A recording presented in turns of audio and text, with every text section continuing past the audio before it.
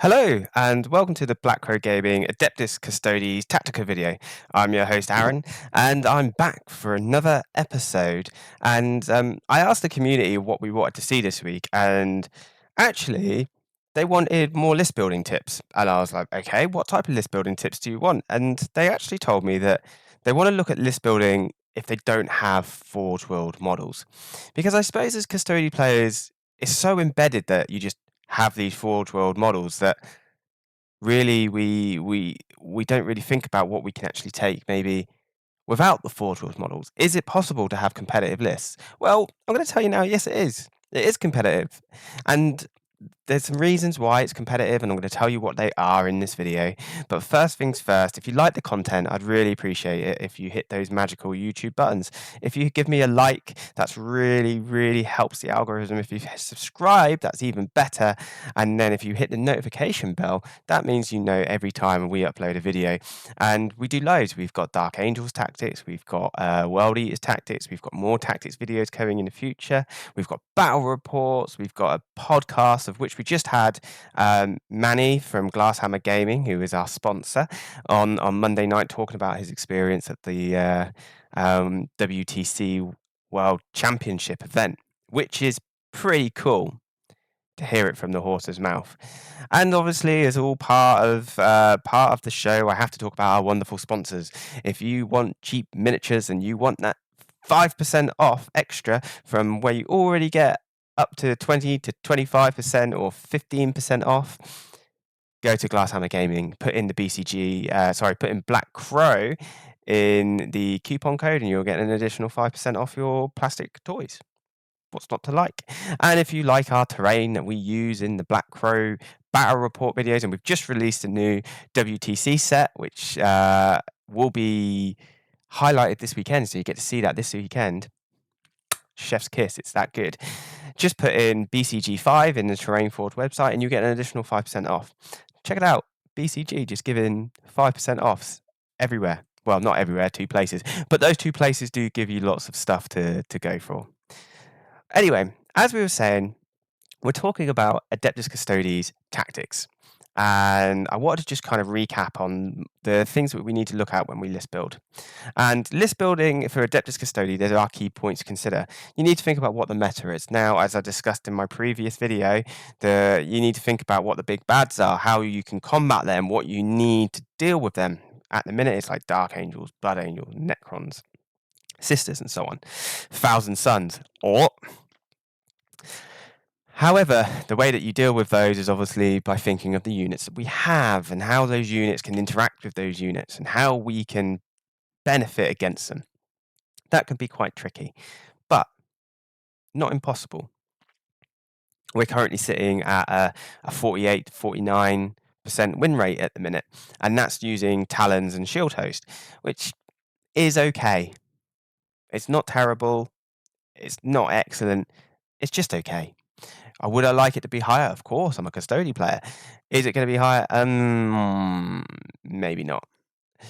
What models do you have available? That's really important. And as some people in the community have made me aware that they might not have access to the expensive Forge World models or someone who's able to recast for you. So this is kind of the options that we have. When you're going into these games, are you thinking of it being casual or competitive? I've been asked for a competitive non-Forge World list, so this is exactly what I'm going to give you folks. The first thing I looked at when I was thinking of these like competitive non-Forge World lists was what models could I use to play the missions? Now, Sisters are really good at doing that. They're cheap. You're not so bothered if they die, and they can go out and get those points for you. If people are shooting your Sisters, there's not shooting your Custodes, which is a kind of a win-win scenario. But there are other units we can use.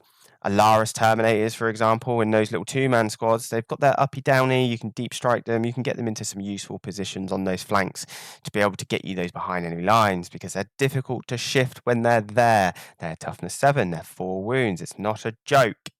And they are 130 points for 2, which in my opinion is pretty good value. When you're going to these events, people, please, I cannot stress enough, read the mission pack. As a TO myself, I cannot stress how important that is. And infuriating it is for TAs if you haven't read the mission pack and you ask them questions about the mission pack, which is in the mission pack. So do us all a favour, folks. Read the mission pack. And then what are you trying to achieve? What was I trying to achieve with these lists? Let's go find out.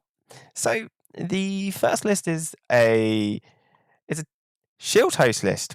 And the shield host list I went for was the standard because I love Valerian. I think Valerian should be in every list. I think a Blade Champ should be in every list. And then I went for the shield captain in Alaris Terminator armor with the Panoptic specs. If for those that don't know, in shield host, that enhancement is 5 points and it gives your units ignore cover, which is tasty when you put that shield captain in with a 5-man blob of Alaris Custodians. All with shield, all with spears, guys. All with spears. Let's not muck about. Just give them the spears. The reason that makes that so good is that actually they can pump out an awful lot of firepower. They've got those blast weapons, they've got the spears, and if you spend 1 CP to give them all lethals or sustained, whatever they're going into, they're probably going to mince. They're quite strong. They're very good, and I really rate them. I have taken them at a tournament before. I did very well with them. And also what I really like about them is that you can place them down, deep strike them down, rapid ingress them down, pick them back up again. And if you need to, there is a secret mission perfect for that unit. So they have a lot of play. And in competitive, they're actually quite a difficult brick to move. They're that brick that is going to deal with the heavy hitters of your opponent's army. We've then got these two blobs of Custodian Guard, 3 with Spear, then a Shield and a Vexilla. Now, this isn't the models that I have. This is if you had all the models. And as my community rightly points out, the Shield and Vexilla puts out the same amount of damage as if you just took a Sword and Spear. The only difference is that you don't have the pistol and you lose a couple shots from shooting, but you don't really care about that when you're giving that extra OC for them to hold objectives, which is really important. So ultimately it achieves the same thing. Then you can see I put in another 2 blobs of Alaris times 2 with little 2-mans. They're just literally there to go around and try and do some actions for me, try and get on those flanks. They're very good at killing opponents' chaff. That's what they're there for. They're there to deal with those squads that I don't want to commit my bigger custodian blobs to deal with. My custodian wardens, they're there to go and be tanky, be obnoxious, go kill stuff for me. That's what the Blade Champion is in one with, for so I've got that move, advance, and charge, and that's what the Valerian is there for, so he can be really tanky going into your opponent's tanky combat unit, minus in their AP, because most combat units are AP too. Don't get me wrong, there is some exceptions out there which will be AP free, but then you're still going on your invuln. So, and at that point, you should be popping your Feel No Pain. I've then got those 2 Witch Seeker units. I like Witch Seekers. They've got the scout move if you need to use them. You really could consider putting those on the flanks so that you can just literally turn 1, bang, got containment, 6 points. If you want to scout move them and you need to get them onto a particular area, or if, say, for example, you need to move on to an objective quickly, that scout can put them onto the front foot to then walk onto an objective. Typically from your deployment, you're not more than 12 inches away from a objective if you've deployed on the edge of your deployment zone. I've then kept that Calidus Assassin in. Now, folks, bear in mind, at the time of me recording this, the Imperial Agents Codex hasn't been released. The rules have changed. I have seen them. I have seen the points cost. The Assassins are still good. You're still going to take the Assassins. They're a little bit more points. The Eversor's gone up in points. The Vindicare Assassin's gone up in points. The Calidus Assassin has remained the same. So pretty much the Calidus Assassin is going to remain in your list. The annoying thing is, as a Custodian player, though, you do have to go buy that book to now go get their rules, which is irritating because I'm not entirely sure you're going to use much else from it. There is some interesting ideas floating around, but I need to get a hold of the book myself. I need to have a look at seeing what some of the potential soups are with those Grey Knight units, because I think if you're going to look at any units, it's probably going to be those in addition to what you're already taking. For my next list, I decided I'd obviously do. Ooh, Ooh, I just had a little bit of a thought there. Obviously, my second list is a Talons of the Emperor list. I've only done these two, and the reason I've only done these two is because they are the ones that we are seeing that are in the meta. Auric Champion still isn't really good enough. It's very difficult to take our characters, and they're good, don't get me wrong, but they're not that good. And like we know, the Virtus Praetors just aren't there. Maybe after 70,000 points drops, maybe it might be worth taking, who knows. Anyway, this Talons of the Emperor's list is 2,000 points. You've got the Blade Champion with Radiant Mantle, because Radiant Mantle is chef's kiss, fantastic. Take it if you don't know what it is. It basically gives you a -1 bubble of like 12 inches. So other units that you're in will have this bubble. It's very useful. You should absolutely look it up. I'm not going to go through it now because this is not what this is about. This is about showing you off the list that I've picked. I then got a Knight Centura, and the reason I always like Knight Centura over Valere, because I like that +2 to move, +2 to advance, and +2 to charge. Excellent. Very fast. Again, chef's kiss. I know I've put Valerian in again because Valerian is at the minute the staple and should be in your Custodes list. If there's anything you should take away from here, there are two characters that you should always have in your Custodian lists, and that is Valerian and that is a Blade Champion, because they are by far our best units. I've then gone for because I had the points, a bigger unit of Custodian Guards. There's a 5-man squad or a 5-person squad. Pardon me. And then there's a 3-person squad of Custodian Guard. They're again there to kind of like push up and hold your lines. I've then got a Psychino Rhino, and that is to put your 10 lady blob in the Rhino, zoom up with that Knight Centura, get out and just cause some damage. There's then 2 units of 5 Wardens, tanky, to go up with those Custodian Guard. And I've then included 2 more units of Witch Seekers. I love Witch Seekers. I think they're fantastic at getting onto those objectives and doing those bits for you. I've also included a blob of Prosecutors, just because I think actually the Sisters are all right in a competitive list in Talons. You want to increase that buff for them.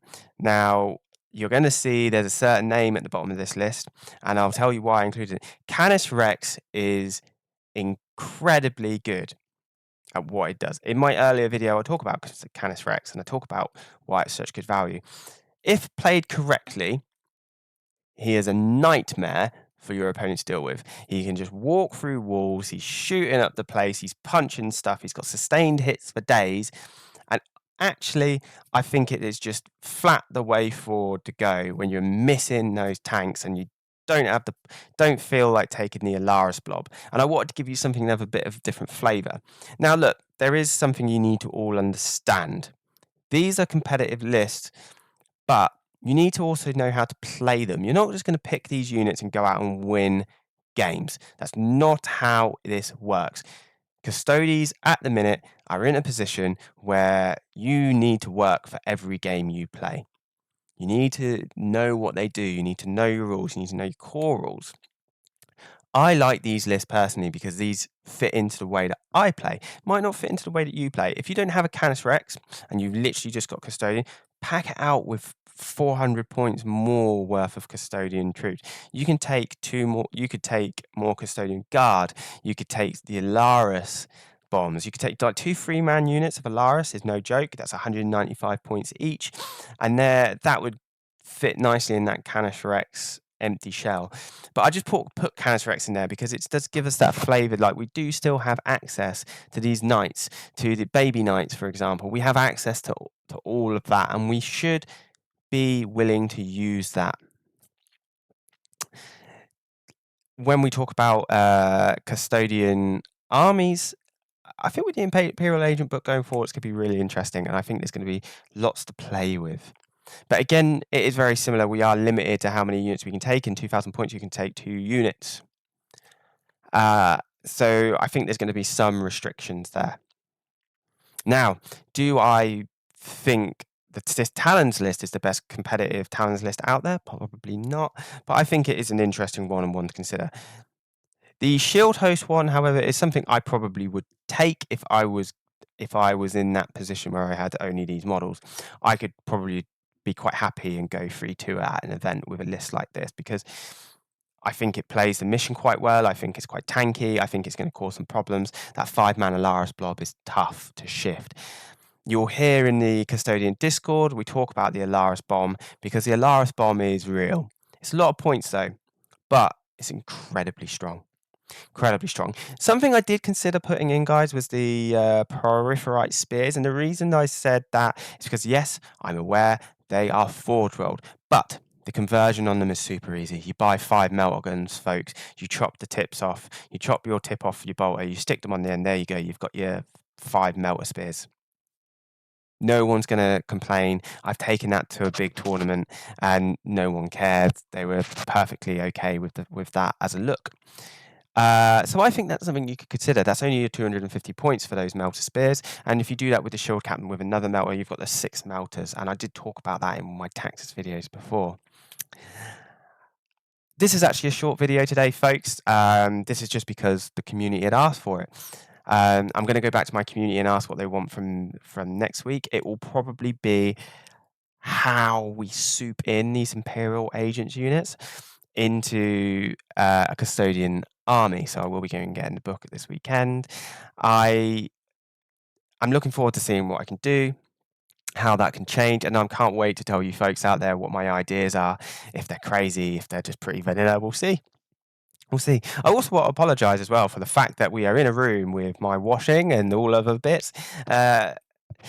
You know, I've just recently come back from holidays, as you were all aware from my last episode, and, you know, we've got life to sort out. Yes, you're right. I could have tidied this all away and put it all away, but also they're drying. And I need somewhere to put them. And this is the spare room, and this is where it all happens.